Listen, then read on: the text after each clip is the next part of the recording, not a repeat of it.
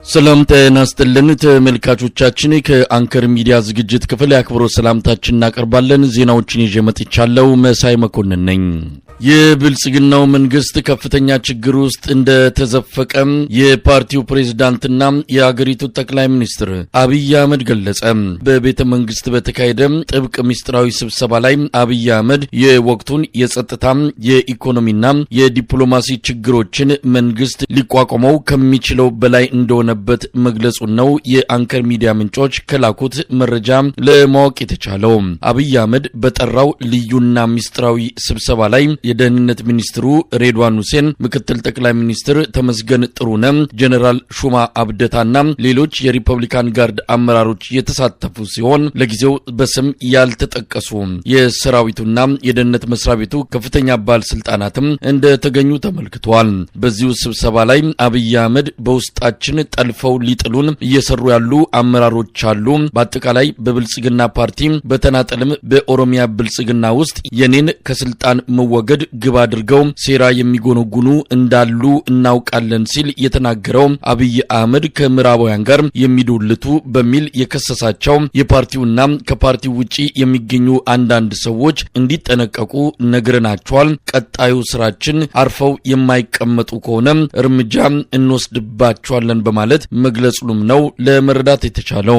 የምናደርጋቸው ስብሰባዎች፣ ሚስጥራዊ ውይይቶች ገና ከመቀመጫችን ሳንነሳ በጠላቶቻችን እጅ እየገቡ ነው ያለው አብይ አህመድ አንዳንዱ የተሰጠውን ኃላፊነት የማይረዳና መቋጠሪያ የሌለው፣ ሌላው ደግሞ ለጊዜው ከኛ ጋር ቢመስልም ከጠላት ጋር የሚሰራና የኛን ውድቀት የሚመኝ ነው። አንዳንዱ ደግሞ በጥቅም ተገዝቶ ለሆዱ የሚኖር ስለሆነ ሚስጥራችን እየባከነ እያዳከመን ነው ሲል በቁጣ ሆኖ ሲናገር እንደነበረ ነው የተገለጸው።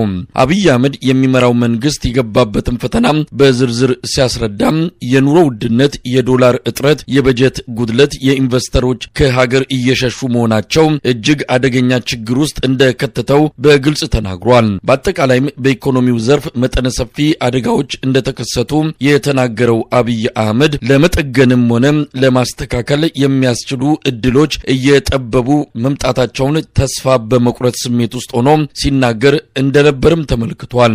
የሀገሪቱን የጸጥታ ሁኔታ በተመለከተም በአማራና በኦሮሚያ ክልሎች ያለው ሁኔታ ከጊዜ ወደ ጊዜ እየተባባሰ መምጣቱን፣ መንግስት የመቆጣጠር አቅሙ እየተዳከመ መሆኑን ያነሳው አብይ አህመድ መከላከያ ሰራዊቱ የጸጥታውን ችግር ለመቅረፍ የሚያስችል አቅምና ጥንካሬው እየላላ እንደሆነም አመልክቷል።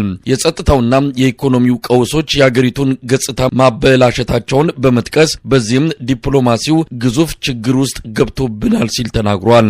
አብይ አህመድ በግልጽም ኢትዮጵያ ከምስራቁም ሆነ ከምዕራቡ ዓለማት ተገላለች ብሏል። እርዳታም ይሁን ብድር የማግኘት እድል እጅግ አስቸጋሪ እየሆነ እንደመጣ የዓለም ባንክና የዓለም አቀፉ የገንዘብ ድርጅት IMF ብድር ለመስጠት በሰብአዊ መብት ስም ያስቀመጡት ቅድመ ሁኔታ ፈተና እንደሆነ ነው አብይ አህመድ ያነሳው። አሁን የተለያዩ የዓለም አቀፍ ተቋማትና ዲፕሎማቶች በድፍረትና በንቀት መንፈስ ሆነው የሽግግር መንግስት መመስረት እንዳለብን ማሳሰብ ጀምሯል ሲል አብይ አህመድ በቁጭትና በንዴት ሆኖ መናገሩም ተሰምቷል። የሽግግር መንግስቱ አጀንዳ የአሜሪካና የአውሮፓ ቢሆንም ሩሲያና ቻይና ሊረዱን አልቻሉም። ከቅርብ ጊዜ ወዲህ ከኛ ቀጠና እጃቸውን መሰብሰብ ጀምረዋል፣ ፊታቸውን ማዞር ከጀመሩ ውለው አድረዋል ብሏል አብይ አህመድ በቤተ መንግስቱ ሚስጥራዊ ስብሰባ ላይ። እንደ ፓርቲና እንደ መንግስት እጅግ ከባድ በሆነ ፖለቲካዊ፣ ኢኮኖሚያዊና ዲፕሎማሲያዊ ፈተና ውስጥ እንገኛለን። የህልውና አደጋ ተጋርጦብናል። በግልጽ ተነጋግረን ጨከን ያሉ እርምጃዎችን መውሰድ ይገባናል ሲል አብይ አህመድ መድረኩን ለተሳታፊዎቹ ውይይት ክፍት ማድረጉን ነው ከምንጮች መረጃ ለማወቅ የተቻለው። አብይ አህመድ ከለማ መገርሳና ጀዋር መሐመድ ጋር ሆኖ ብልጽግናን ለማፍረስ እየሰራ ያለ አመራር ኦሮሚያ ብልጽግና ውስጥ እንዲሁም በፌዴራል ሚኒስትርነት እየሰራ ያለ አለ ሲል ማንን ለመግለጽ እንደሆነ በግልጽ የታወቀ ነገር የለም። ከምዕራባውያን ጋር የሚዶልቱ ከሲአይኤ ጋር ግንኙነት ያላቸው እንዳሉ የደረስንባቸው ሰዎችም አሉ። ውስጣችን ሆነው የሚያደሙንን የጭቃ ላይ እሾኮችን በቅርቡ እርምጃ እንወስድባቸዋለን ሲል ማስጠንቀቁንም የስብሰባውን ሂደት ካደረሱን ምንጮች መረጃ ለማወቅ ተችሏል። በዚህ ስብሰባ ላይ የተገኙት የደህንነትና የሚሊተሪ አመራሮች ሰራዊቱን ምልመላ በስፋት በማከናወን በተለይ በአማራ ክልል ላይ የመጨረሻውንና የማያዳግመውን ጥቃት መፈጸምና ፋኖን ማጥፋት፣ ፋኖን ሸኔንና አልሸባብን መደምሰስ የሚሉ የውሳኔ ሐሳቦች ቀርበው በመስማማት ስብሰባው መጠናቀቁን ነው አንከር ሚዲያ ባገኘው መረጃ ላይ የተመለከተው።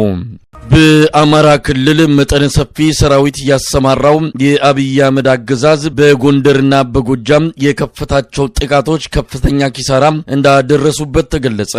ደቡብ ጎንደር ላይ በ9 አቅጣጫዎች የገባው የአብይ አህመድ ሰራዊት ከጥቅም ውጪ መውጣቱን የቀጠናው የፋኖ አመራር ለአንከር ሚዲያ ገልጿል። ከባህር ዳር የሰሜን ምዕራብ እዝ ዋና ማዘዣ ጣቢያ የተነቃነቀውና ወደ ደቡብ ጎንደር ያቀናው ያገዛዙ ከፍተኛ የሰራዊት ኃይል ከማክሰኞ ጀምሮ በፋኖ ኃይሎች ላይ ጥቃት የከፈተ ሲሆን በሁሉም አቅጣጫዎች የመጣው የአብይ አህመድ ሰራዊት ተመክቶ ወደ መጣበት እንዲመለስ መደረጉን በርካታ ኃይሉ ሙት ቁስለኛና ምርኮ መሆኑን ነው የአማራ ፋኖ በጎንደር የህዝብ ግንኙነት ምክትል ኃላፊ ለአንከር ሚዲያ የገለጸው።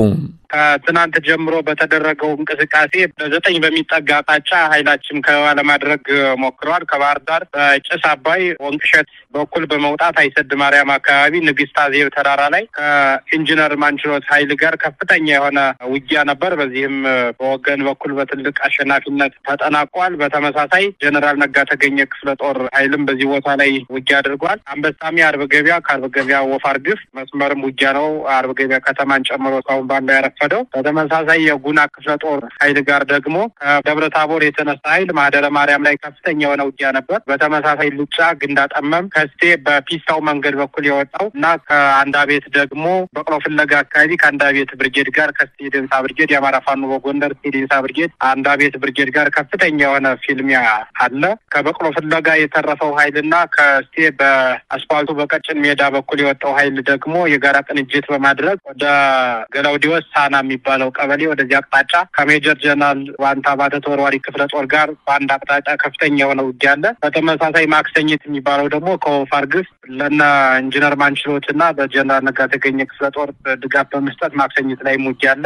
ስለዚህ ከ7 የበለጠው ውጊያ ወደ 9 በሚጠጋ አቅጣጫ ደግሞ የጠላት ኃይል እንቅስቃሴ እያደረገ ይገኛል። እስካሁን በከተማ ደረጃ አንዳቤት ሙሉ ከተማው በፋኖ ቁጥጥር ነው። በአንዳቤት ብርጌድ የጠላት ኃይል ደግሞ በገጠሩ ሁሉ ወጥቶ ኃይሉን ለመደምሰስ በሚመስል መልኩ ነው እንቅስቃሴ እያደረገ ያለው። እስካሁን ባለው ግን ገላውዲዮስ ሳና ቆሚሳ የሚባለው ቦታ ላይ በተመሳሳይ ማክሰኝት በ3 ግንባር የሜጀር ጀነራል ዋንታ ባተ ተወርዋሪ ክፍለ ጦር ውጊያ እያደረገ ይገኛል። የጀነራል ነጋ ተገኘ ክፍለ ጦር ደግሞ ከአርብ ገበያ እስከ አንበሳሜ ባለው መስመር አርብ ገበያ ከተማን ጨምሮ ወፋር ግፍ ንግስት አዜብ ተራራ ላይ እስከ ደስኳ ባለው ከኢንጂነር ማንችሎት ኃይል ጋር በመቀናጀት የባህር ዳር ብርጌድን ጨምሮ ማለት ነው ከፍተኛ የሆነ ውጊያ ነው ያለው በዚህ ቀጠና። ያው የአባይ ተፋሰስን ይዞ ማለት ነው። መሳይ ፋኖ አርበኛ ያሱ ውጤቱን እንዴት ነው? እንግዲህ አገዛዙ ያው መጠነ ሰፊ ጥቃት እንደከፈተ በጣም ሰፊ ቁጥር ያለው ሰራዊት አሰልጥኖ ይህንን ውጊያ አጠናቅቃለሁ ጨርሳለሁ ብሎ እንደወሰነ ነው የሚያስታውቁ። ቀደም ሲል በዜናችን ላይ እንደገለጽ ነው ይህንን አዋጅ ለህዝብ መራዘሙ ሳይገለጽ እንደቀጠለን ያለው። በዚህም መጨረሻ ሙከራውን ለማድረግ ነው እንግዲህ ጥቃቱን የከፈተው። በውጤቱ ምን ተገኘ? እንደው ወረራ ፈጽሟል? ምን አገኘ? ምንም ያገኘ የለም። ከተማ እያጣ ነው ያለው። ምናልባትም ያለውን ኃይል እንደመሰሳለን ብሎ ከስካሁኑ በተለይ ሁኔታ የካቢኔውንም ከድቶ የከረመውን ካቢኔ የቀበሌ ፖሊስ አሁን እነ አረጋ ደሴ እነ ሞኝነት ክንዴ ሰሎሞን የሚባሉ ናቸው። በዚህ በወፋር ግፍ አርብ ገበያ ዙሪያ ያለውን ኦፕሬሽን እንደ አስተኳሽ ነው እየመሩ ያለው የቀበሌ ፖሊስ የነበሩ ፋኖ በወቅቱ ባሉ ቁርጠኛ እርምጃ ባለመውሰዱ እውነት ለመናገር አማራ ናቸው ይገባቸዋል በሚል ወደ ባህር ዳር ተሰደው ቆይተው አሁን ኃይሉን እየመሩ የመጡ እነዚህ ናቸው። በተመሳሳይ ደግሞ የወረዳ ካቢኔውን ደግሞ በጋራ በማዋሃድ የስቴውን የስማዳ የአንዳቤት የደራ የፎገራ ደቡብ ጎንደር አካባቢ ያለውና ከባህር ዳር ጎጃም ዙሪያ ያለውን ጭምርም ኃይል ባህር ዳር ዙሪያ ያለውን ኃይል የካቢኔውን የመጨረሻ እድሉን በመጠቀም በየወረዳው ያለውን አቀናጅቶ ኦፕሬሽኑን ጭምር እንዲመሩ የወረዳ ካቢኔዎችና ተራርፈው ከተማ የቆዩ ፖሊሶች ጭምር ያሉበት ነው። እንግዲህ የመጨረሻ ከባድ የሚባል ዝግጅት ያውም ደግሞ የአስቸኳይ ጊዜ አዋጅ የሚሉት እነሱም ያልተራዘመበት እና ምንም የሆነ መርህ የሌለውም ጭምር ነው ሙሉ አካሄዳቸው። በተደጋጋሚ እኛም እንደምንገልጸው ህዝባችን እንደሚያውቀው ይሄን ሁሉ አድርገው ግን ይህን ወረራ ለማድረግ በ9 አቅጣጫ የኛን ኃይል ከባ ለማድረግ የጉና ክፍለ ጦርን የሜጀር ጀነራል ባንታባተ ተወርዋሪ ክፍለ ጦር የጀነራል ነጋ ተገኘ ክፍለ ጦርና የውስጥ የተወሰነውን ኢንጂነር ማንችሎተን ኃይል ነው ከባ ለማድረግ ሙከራ ያደረገው በዚህ ቀጠና ማለት ነው። ከባህር ዳር ዘንዘልማ እስከ ጋይንት ድረስ ባለው መስመር ይሄኛውን የአባይ ተፋሰስ የአባይን በረሃ ይዞ ማለት ነው። በዚህ እንቅስቃሴ ውስጥ እስካሁን ባለው አንድ አቤት ከተማን አጥቷል። ከዚያ ውጭ ደግሞ ውጊያ ላይ ስለሆነ ቀጠናውን ነገር እንግዲህ ድጋሚ የምንገናኝ ይሆናል። ይህም በተመሳሳይ ኃይላችን ተጠግቶ ከጧት ጀምሮ ተኩስ ከፍቷል። ወደ ከተማው እስካሁን ባለው የተጠጋ ነገር የለም። ስለዚህ ወደ ገጠሩ መውጣቱን አዋን ከሆነለት እኛ ደግሞ ከተሞቻችን እንቆጣጠራለን።